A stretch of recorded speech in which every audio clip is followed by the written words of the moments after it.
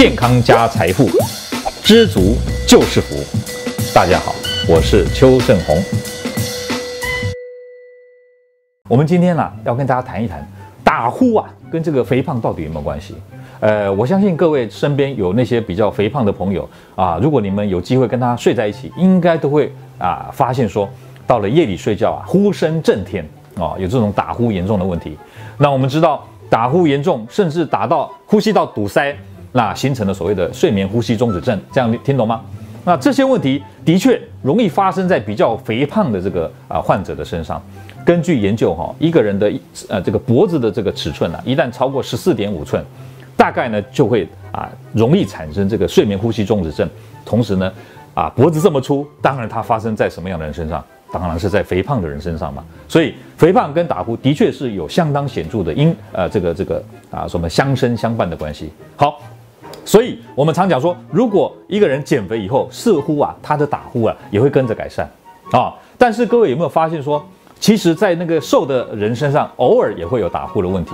那个倒不是肥胖的引起的，它反而是因为它舌根这边有肥厚，那么睡觉的时候因为舌根放松塌下去，导致呼吸道这个气流的进出，那么引起吸气的时候震动现象，所以有打呼的声音发生出来。这样听懂吗？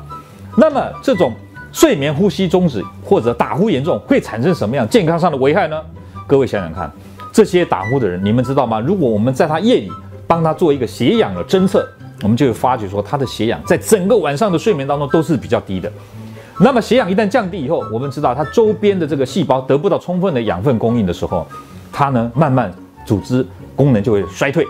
那么因为身体必须要用更大的力气，心脏必须要加大它的收缩力，那么肺部必须要加大它的这个换氧的这个程度，才能够得到勉强足够的这个血氧的这个浓度。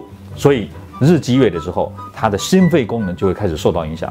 所以如果各位你们因为肥胖，同时白天容易嗜睡那么呢老是觉得疲倦，睡不饱，精神很差，容易疲劳，甚至有时候呢这个连性功能都会衰退。如果有这样的问题，就代表说你的肥胖，你的打呼已经影响到你的这个周边整个血液循环的供应了。像这样的情况下，唯一能够解决问题的办法就是赶快减肥，这样子才能够让你重拾健康，那么身体的功能才能够迅速的恢复。所以各位一定要加油。各位朋友，如果你喜欢我们今天所讲的，请在下面按个赞。如果你对我们的内容感到兴趣，想要获得最新的讯息，请按订阅。下回见。